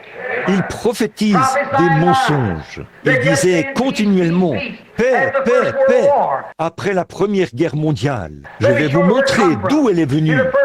La Première Guerre mondiale, alors que la France là-bas s'était détournée de Dieu dans ces années folles, les années 90, et elle s'est mise à... Maintenant, je vais parler un peu de moralité. Alors, restez tous assis, bien tranquillement, pendant quelques minutes. Regardez, c'est là-bas, pour commencer, en France. C'est là que la vilainie et la souillure ont commencé en premier. S'il n'y a jamais eu un repère de salopards dans ce monde, c'est bien Paris, en France. J'ai pratiquement fait le tour du monde. Et c'est le pire endroit que j'ai jamais vu. Et Londres, en Angleterre, ne fait pas beaucoup exception. Et les États-Unis suivent de près. C'est vrai. Voilà où ils en sont. Chaque fois que la moralité des femmes tombe, on casse la colonne vertébrale de la nation. On se déplace pour aller dans leur pays, à eux. On dit qu'on est missionnaire. Ils n'aiment pas. Ils disent, vous allez nous montrer à faire quoi? À chanter des chansons grivoises au sujet de nos épouses ou au sujet de nos filles? Vous allez nous dire comment faire pour divorcer d'avec nos épouses? Nous apprendre à boire du whisky et à faire comme on fait? C'est ça que nous sommes. Nous affirmons être la nation religieuse, la nation chrétienne. Eh bien, ces païens de l'Afrique pourraient nous apprendre la moralité, comment vivre. L'endroit le plus pourri des États-Unis, ou du monde pratiquement, c'est ce pays, au point où il en est. Je suis américain, certainement. Mais frère, je ne peux pas m'empêcher, que ce soit devant Akab ou Josaphat. Et il faut que j'affirme que ce que Dieu dit, c'est la vérité. Voilà le parti que l'Église doit prendre aujourd'hui. S'il faut choisir entre la nation et Dieu, c'est Dieu toujours. Oui, monsieur. Remarquez, en France, ils se sont lancés dans toute leur pourriture et dans ce genre de vie qu'ils menaient là-bas. Alors Dieu a envoyé l'Allemagne chez eux pour leur donner une petite raclée. Ensuite, nous y sommes allés pour leur sauver la peau. Et dès que nous avons fait ça, et que nous avons gagné la guerre et renvoyé les Allemands, qu'il y a eu la paix avec la France, est-ce qu'ils se sont tournés vers Dieu? Non, monsieur. Les femmes, le vin, la débauche, le péché et la souillure jusqu'aux ouïes. Ensuite, qu'est-ce qu'ils ont fait? Qu'est-ce qui est arrivé? C'est là que ça a commencé pour nous. Le diable a installé son quartier général là-bas. C'est de là qu'il a commencé à corrompre les mœurs du monde, précisément là, à Paris, en France. Et puis, si vous remarquez, il ne pouvait pas entrer ici en se servant du ministère. Alors, ce qu'il a fait, c'est qu'il est entré à Hollywood, ici. Il a installé son quartier général ici, à Hollywood. Le diable a atterri ici, il y a quelques années, 15 ou 20 ans, avec sa grande armée. Et il est allé et il a débarqué à Hollywood, en Californie. Et il a envahi les États-Unis par ses puissances démoniaques. Exact. Toutes nos modes, elles viennent de Paris. Elles sont introduites à Hollywood. Et de là, elles passent sur les écrans. Les petites filles et les petits garçons et tout. Ils vont regarder ces films-là. Des petits enfants charmants, des braves petits. Je n'ai rien contre eux. Que Dieu bénisse ces petits.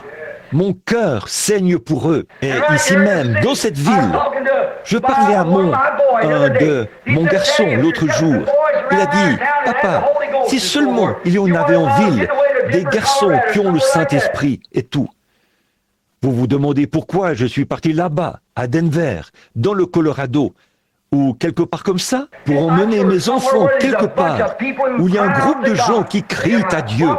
C'est ça qu'il nous faut, frères. Ce pays, cette nation, cette ville, cet endroit, les mœurs s'y sont tellement dégradées que c'est lamentable.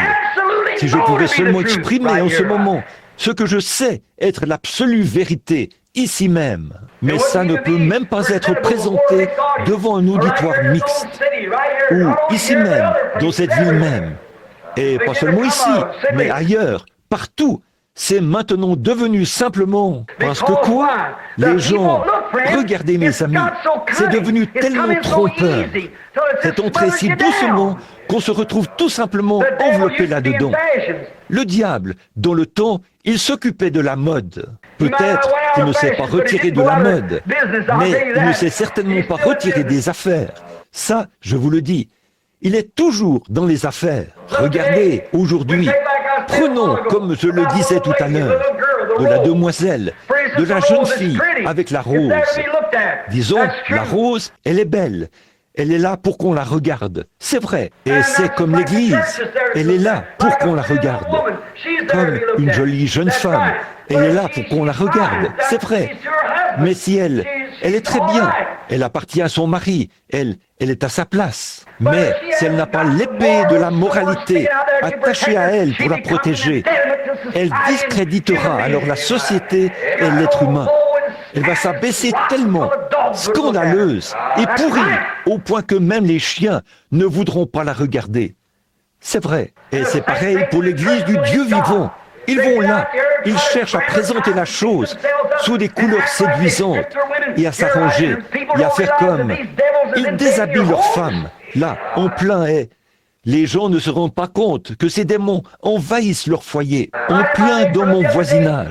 L'autre jour, une jeune dame, et je trouve que c'est une femme très bien, c'est une femme mariée, avec un enfant. Cette petite femme est sortie dehors. Des hommes étaient venus dans la rue pour effectuer un travail, et cette petite dame est sortie dehors, avec des tout petits vêtements sur elle. C'était affreux. C'est terrible comme prédication de la fête des mères. Mais, mon frère, je vais vous dire quelque chose. Les mères, redevenez des mères. Même qu'un petit garçon, tout jeune, qui était en visite dans le voisinage, est entré et nous en a parlé. Regardez dehors. J'ai dit, eh bien, Ce n'est rien, ça. Cette femme est une femme très bien. Je ne dis pas que ses mœurs sont corrompues, mais ce qu'il y a, c'est qu'elle a un esprit vil, impur sur elle, qui la pousse à faire ça. Et elle ne le sait pas. Pourquoi donc une mère voudrait-elle, ou n'importe qui d'ailleurs, mettre ces saletés de petits vêtements-là et s'étendre dehors devant des hommes? Vous êtes jolies, sœurs. Vous êtes jolies, les mères. Je remercie Dieu pour vous, mais vous êtes jolies. Mais si vous n'avez pas le Saint-Esprit là, pour protéger cette moralité, il aurait mieux valu pour vous être tellement laide que personne ne vous aurait regardé et vous seriez allés au ciel. C'est exact, c'est vrai. Faites attention à ce que vous faites. Ces mœurs. Alors, ce qu'il y a, c'est que le diable est entré et il a raconté ces choses-là aux gens. Il est entré dans les prédicateurs. Il prend exemple sur Hollywood. Les jeunes filles et les jeunes femmes, elles prennent exemple sur Hollywood. Ce qu'ils font de mieux dans le pays aujourd'hui, les choses les plus immorales que vous pouvez entendre, c'est ce dont on parle dans les causeries radiodiffusées. Une vieille femme comme Madame K-Star, je n'ai rien contre elle, mais de voir une vieille femme de 50 ans et tout, avec des vêtements qui font dépasser ses formes de partout, comme si elle avait été versée dans une poche de farine. Je ne dis pas ça pour plaisanter, parce que je parle contre ces choses. Mais une femme qui agit comme ça, et qui va se tenir là pour servir d'exemple aux jeunes femmes américaines, voilà qui discrédite notre nation. C'est le diable. Des gars comme Arthur Godfrey et les autres qu'on voit partout ici, qui font les choses qu'ils font. Et un homme comme ça, qui est l'homme le plus célèbre du pays. Mais c'est une honte. Alléluia. Je dis ça parce que je sens que le Saint-Esprit est ici. L'invasion a déjà commencé. Elle s'étend d'une maison à l'autre, d'un lieu à l'autre, d'une église à l'autre, d'un homme à l'autre. Mes enfants, au nom de Jésus-Christ, élevez-vous en adoptant la norme de moralité, de ce réveil et du Seigneur Jésus-Christ. Et dites, je prendrai le chemin avec le petit nombre des méprisés qui suivent le Seigneur. Oui, monsieur.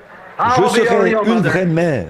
Je serai un vrai papa. Quand le monde entier, que tout ce qui est autour, que tout ce qui environne mon âme s'effondre, alors il est toute mon espérance et mon soutien, car Christ est le roc où je me tiens. Tout le reste est sable mouvant.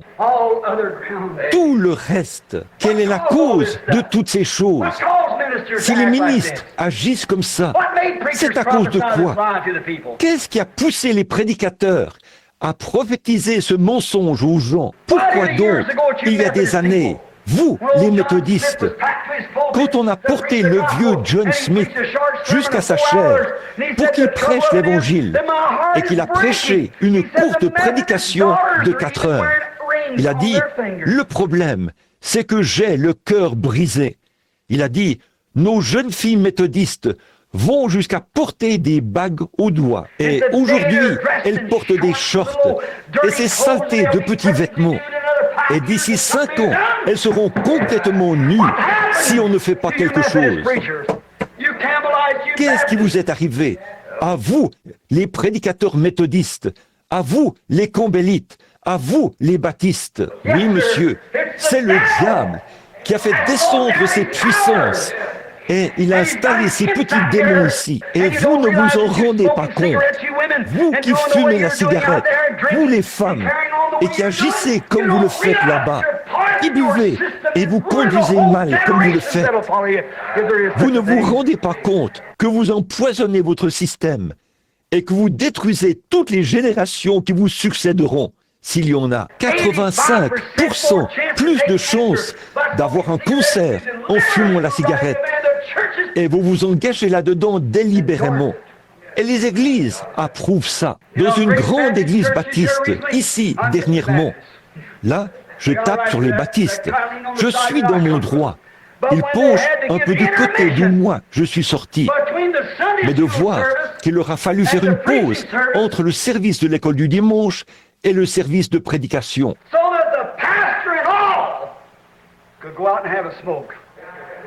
Pour que le pasteur et les autres puissent sortir fumer.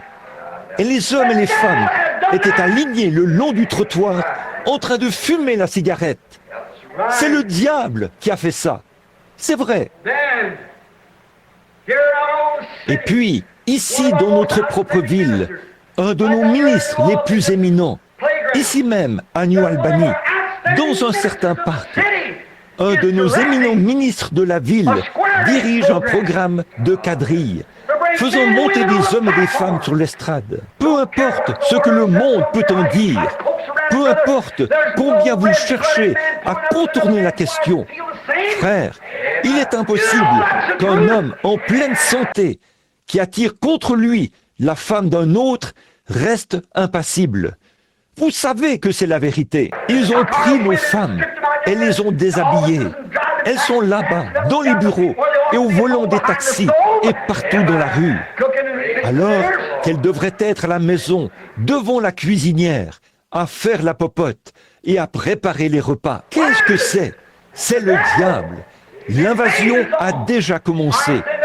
Je ne dis pas que c'est cet individu-ci ou cet individu-là.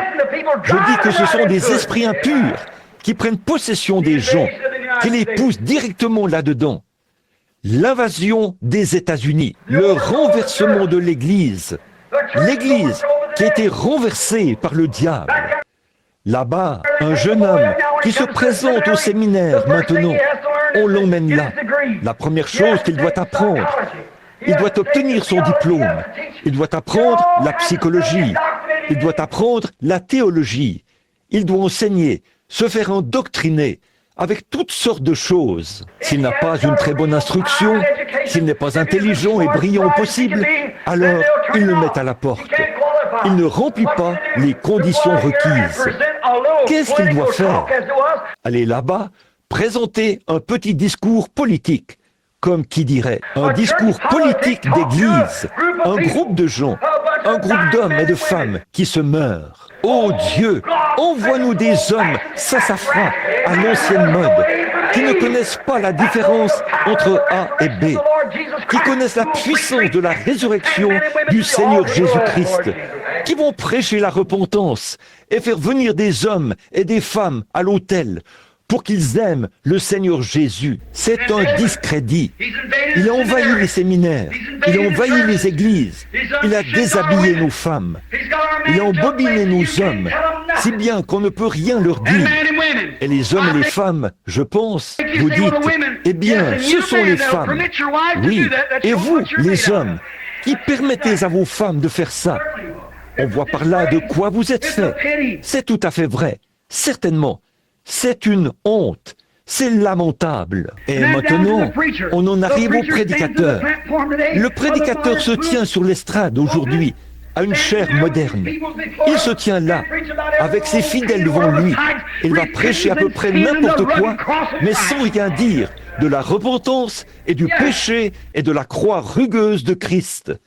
Oui, quand vous exposez les faits, les gens qui viennent vous écouter, un service d'évangélisation. Vous essayez de toucher la cible, de prêcher l'évangile et amener les gens à se repentir, à se mettre en règle. Ils vont se lever et prendre la porte. Ils ne sont pas obligés d'écouter ça. Non, ils ne sont pas obligés. Mais frères, ils seront obligés soit de se repentir ou bien de périr. Des démons. Vous allez à l'école.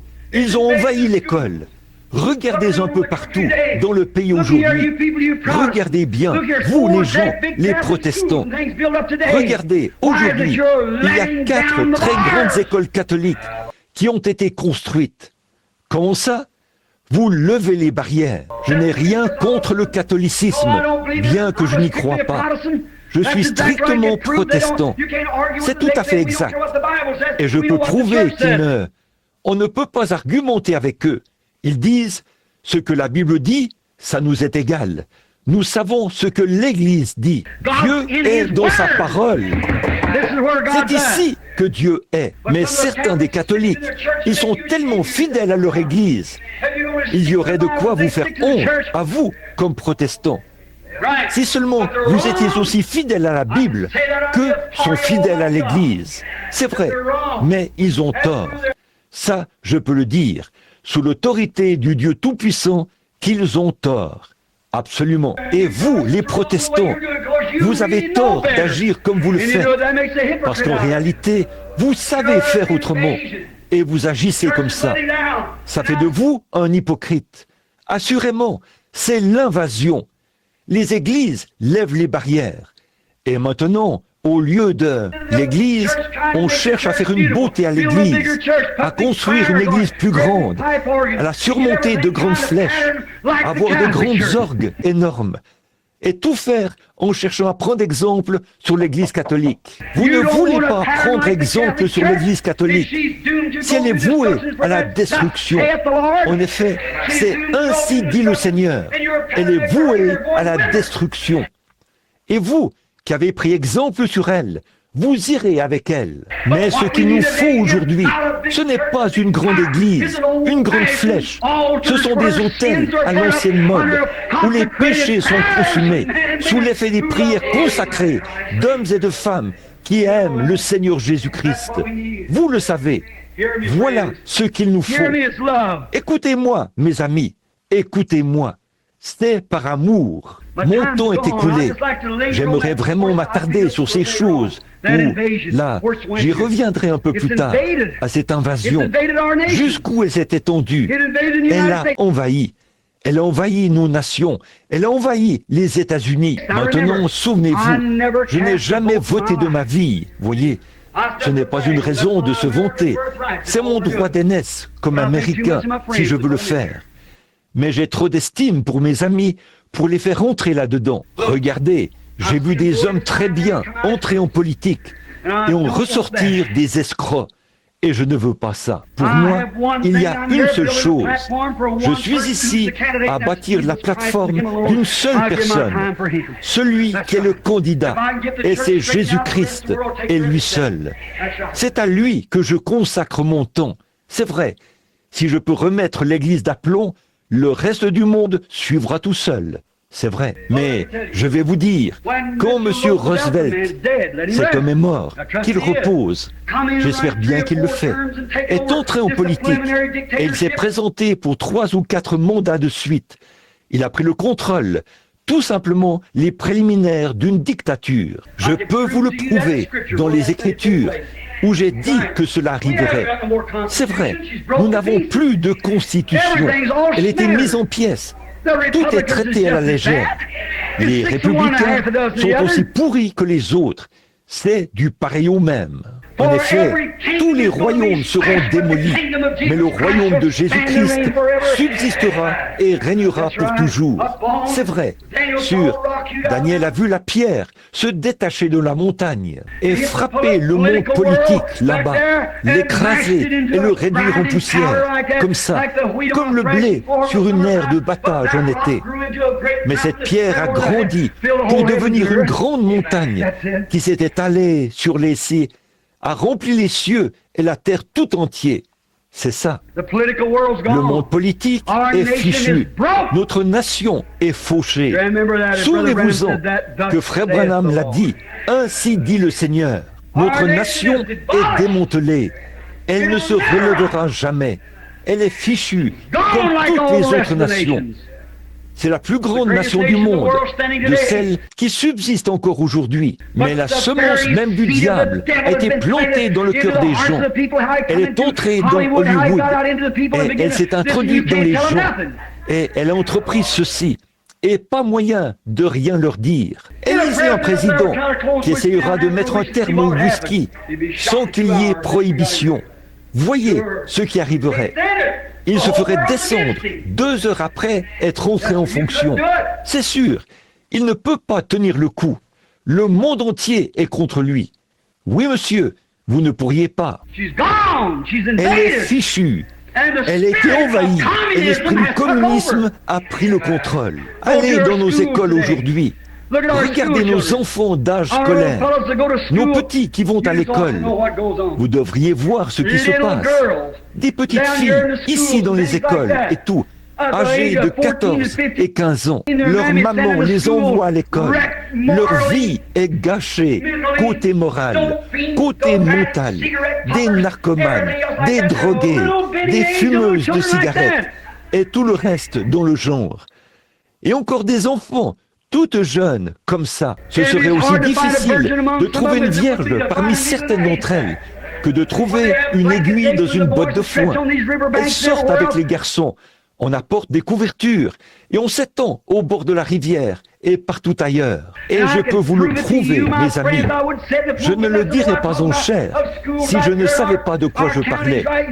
Des écoles de nos comtés ici, de ces comtés, d'ici même, des demoiselles qui s'habillent, ne savent pas. Elles racontent à leur mère qu'elles vont à différents endroits. Elles ont rendez-vous avec des garçons et font même de la prostitution dans les rues de Louisville. Qu'est-ce qu'il y a? Et elles chantent dans les chorales. C'est parce qu'on leur a présenté un petit évangile social, avec les prédicateurs qui se tiennent là à parler de petites choses insignifiantes et des petits bouts de récits de la Bible ou quelque chose comme ça. Au lieu de prêcher la repentance et d'amener les hommes et les femmes à s'avancer à l'autel. Son papa, le soir, il rentre, il s'allume un cigare, il prend un verre de bière, il s'assied et il boit ça. La mère est sortie toute la journée avec un groupe de femmes, une partie de cartes, quelques activités sociales du genre. Comment s'attendre à ce qu'il en soit autrement de l'enfant? Regardez, l'environnement dans lequel vous vivez, c'est ce que vous êtes. Prenez par exemple une petite fille toute jeune, un petit garçon tout jeune, placez-les quelque part, laissez-les vivre avec quelqu'un. Prenez par exemple un homme. Je peux prendre par exemple mon garçon, qu'il passe la journée avec quelqu'un. Quand j'arrive, je peux toujours vous dire avec qui il a été, certainement. Regardez bien. Cet environnement, cet esprit s'empare de lui. Entrez dans une église où tous les gens, entrez dans les églises du Saint-Esprit ou les églises pentecôtistes, c'est comme ça qu'ils les appellent. Que tout le monde soit haut, on court et on secoue la tête d'avant en arrière. Le pasteur fait ça.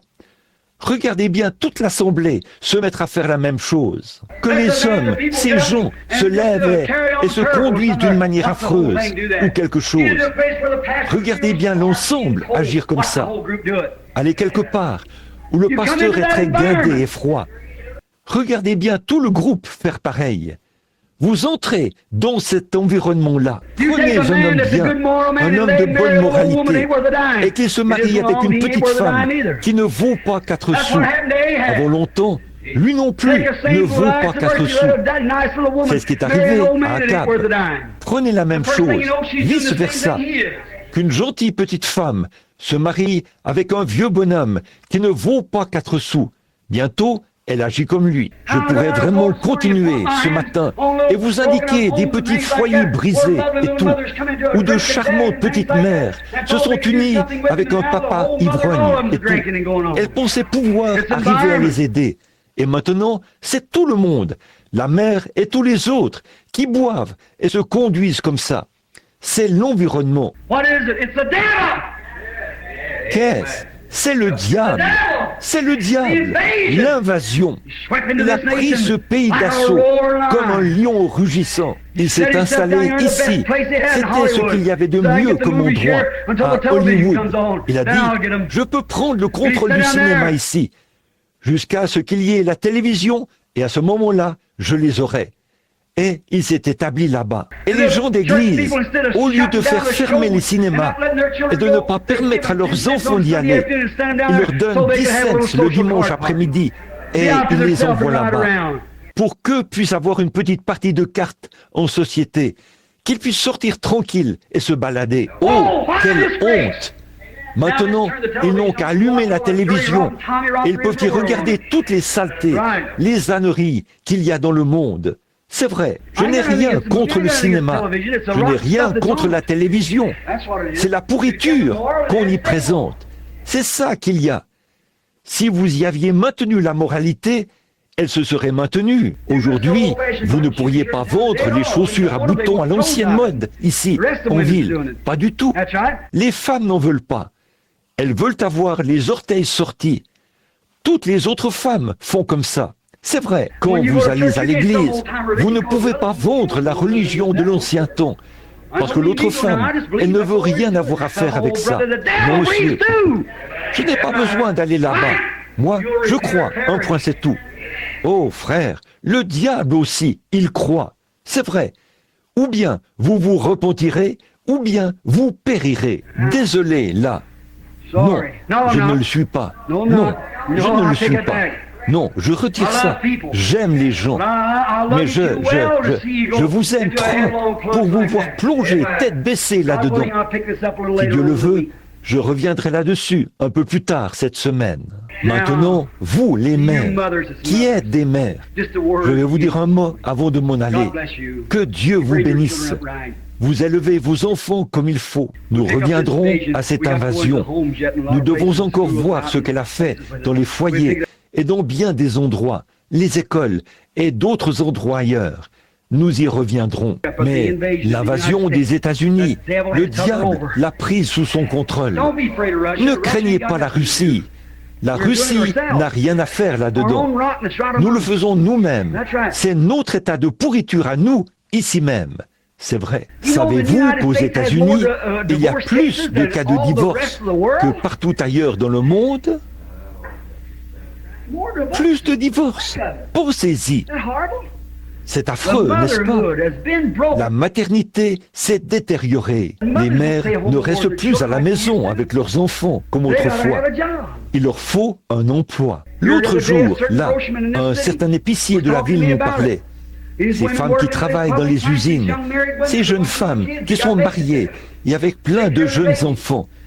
Elles ont des gardiennes d'enfants pour s'occuper de leurs bébés. Elles travaillent dans ces endroits publics. Il disait, il y en avait 2 qui étaient là. Quand elles ont été mises à pied à l'usine, elles disaient, t'en fais pas, on va se débrouiller quand même. Oh, ce sera bientôt une heure de grande prostitution. Certainement. Là, le diable leur a dit que ce sont elles, les patronnes, à la maison. Elles vont gagner leur propre argent. Elles vont faire à leur guise. Et essayez donc de les débarrasser de ça, si vous pouvez. Il n'y a qu'une chose qui peut les débarrasser de ça. C'est l'autel, devant Jésus-Christ. Une religion à l'ancienne mode, où on pleure à chaudes larmes, qui leur brisera le cœur et le mettra en pièces, et fera d'elle ce qu'elle devrait être. C'est vrai. Maintenant, vous pensez peut-être que je ne suis qu'un vieux schnock. Mais le jour de votre mort, mon frère, ma sœur, vous vous rendrez compte que je vous ai dit la vérité. C'est vrai. Elle a commencé l'invasion. C'est maintenant l'heure. Bon, oui, une heure de décision aussi. Une heure de décision. Pas de venir à l'église, mais une heure de décision. Savoir si vous allez servir Christ ou bien rester tiède dans votre église. Et c'est vrai, des membres d'église, il y en a plein.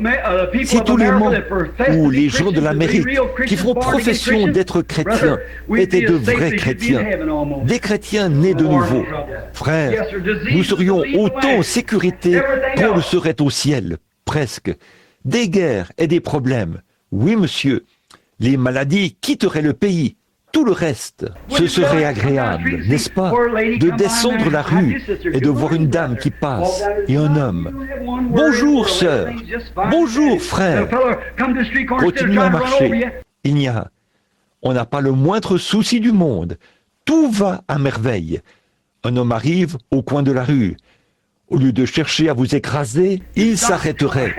Ça va, frère. Ça va, vous. Oh, allez-y avant moi. Vous voyez, donnez la préférence. Ce serait merveilleux, n'est-ce pas? Nous allons avoir ça, mais dans le millénium, frère. Le jour vient, c'est vrai. Alors maintenant, nous ne sommes pas... L'autre jour, j'étais dans notre quartier. Je n'ai rien contre notre quartier, mais je peux constater par nos jeunes enfants. Ma femme pleurait. Un certain médecin de la ville, ici, sa petite fille sortait avec ma petite fille.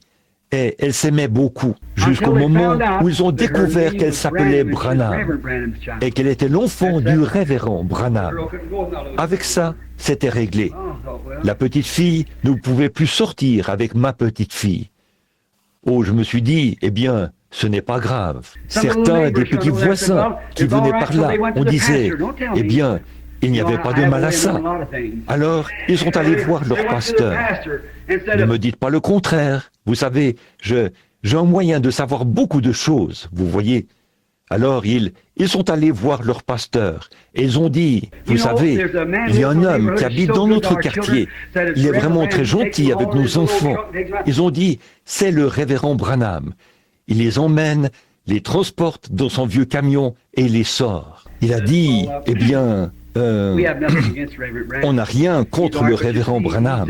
Il est très bien. Mais voyez-vous, c'est qu'il n'est pas de la même classe sociale que nous. Oui.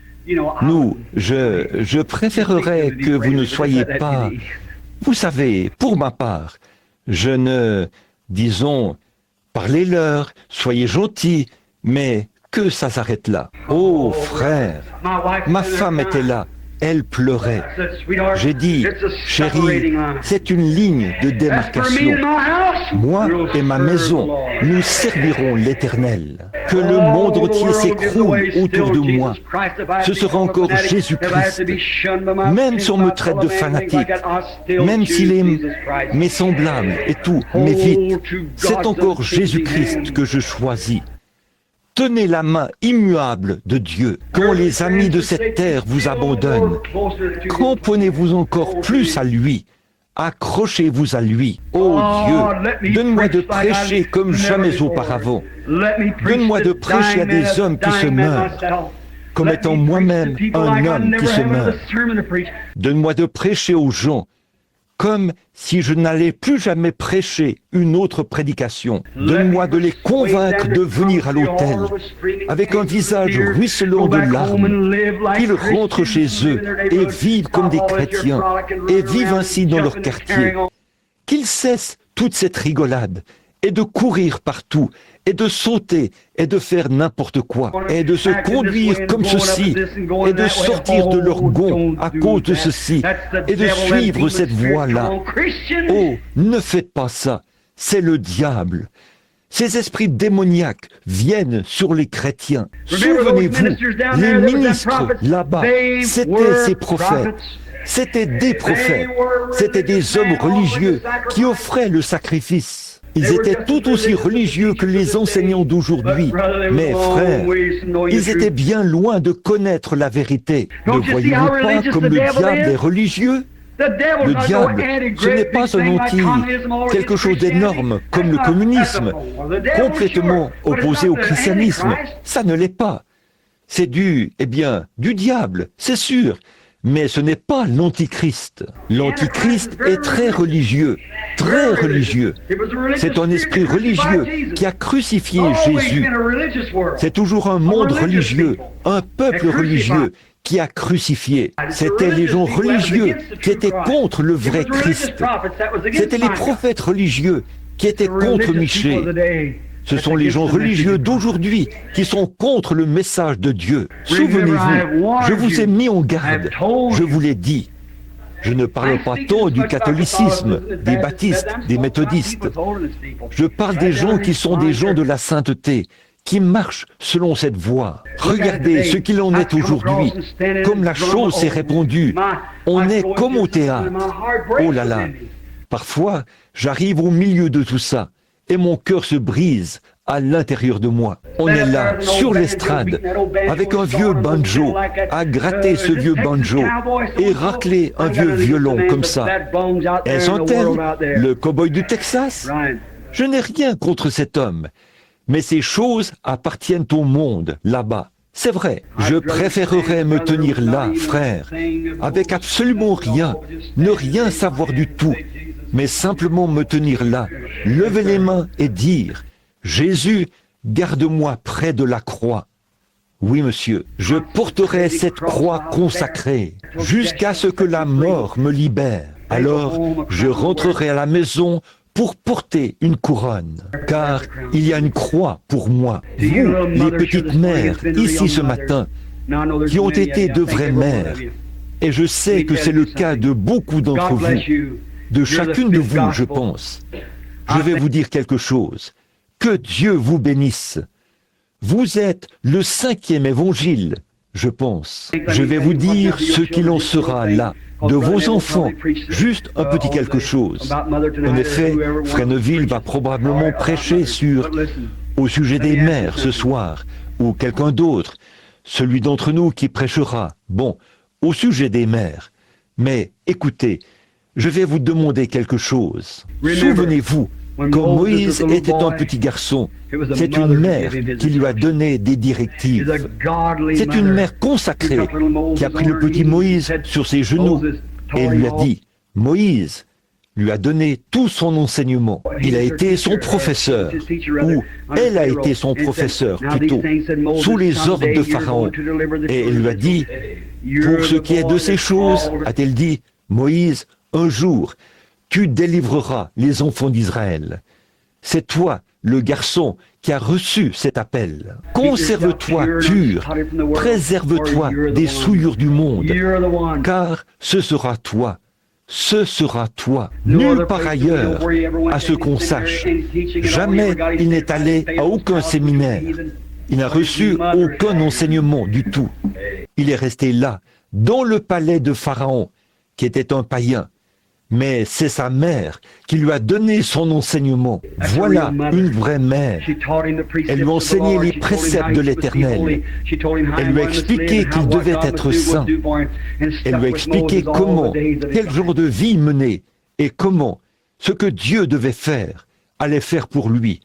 Et Moïse, ça lui est resté tous les jours de sa vie. Et toute vraie mère bonne et loyale va prendre ses petits, au lieu de les envoyer au cinéma, il y a des soirées dansantes, et ainsi de suite, comme ça.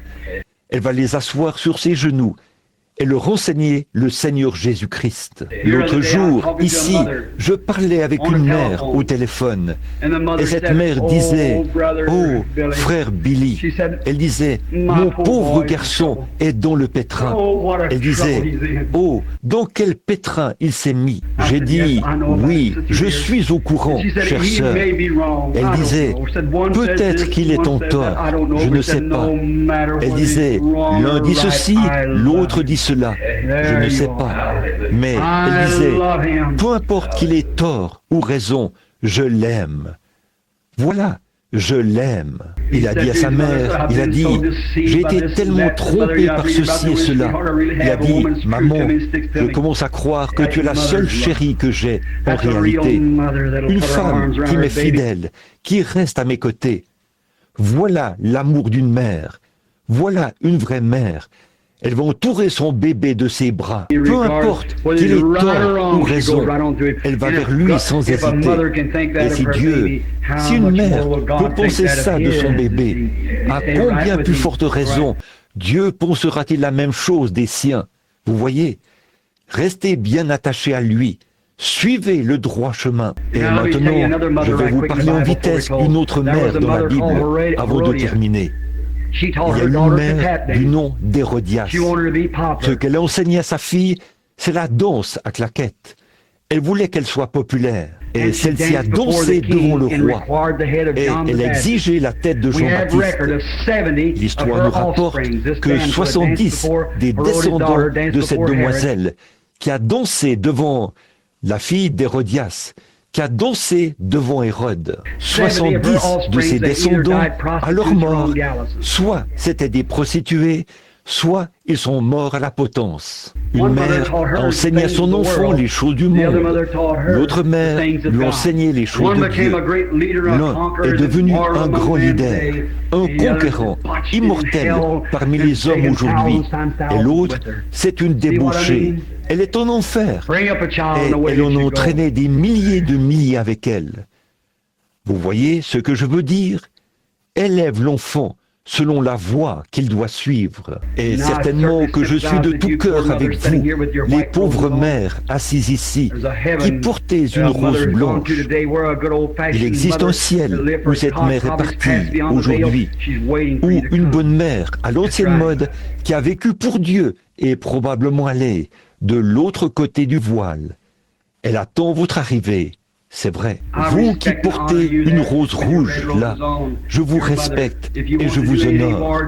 Votre mère, si vous voulez faire quelque chose pour elle, faites-le 365 jours par année. Allez chez elle et priez et vivez pour Dieu. C'est ça qu'il faut faire. Et élevez vos enfants. Et quand vos enfants se lèveront, ils vous diront bienheureuse. Après que vous serez passé de l'autre côté du voile. Le vrai esprit de la maternité, c'est ça. Le vrai esprit de la fête des mères. La fête des mères, c'est 365 jours par année. Aujourd'hui, c'est le jour où ils vendent des fleurs et offrent des cadeaux. C'est ce que le monde fait. Si ça continue, si le monde est encore là dans une vingtaine d'années, ils vont avoir la fête des fils, et la fête des filles, et la fête des cousins, et la fête des oncles, et toutes sortes de choses semblables. Rien que pour entraîner le monde dans une fascination commerciale. C'est bien là qu'il se dirige, directement en enfer, à toute vitesse, vers la destruction. Mais quant à vous, ma prière, c'est que Dieu vous bénisse.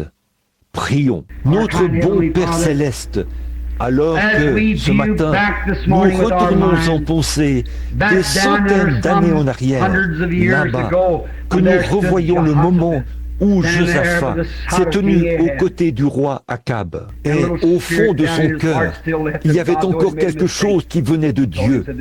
Ce petit esprit qui, malgré qu'il ait fait une erreur, lui disait, ça ne va pas, ça ne va pas, ça, ce n'est pas propre. Ce n'est pas saint. Le prophète annonçait que ces choses ne pourraient pas continuer comme ça. Et le petit feu de Dieu l'a réveillé. Et puis, tu avais quelqu'un là pour réagir à ce petit feu. C'était Michée, le vrai prophète de Dieu. Il s'est peut-être présenté là, habillé de guenilles.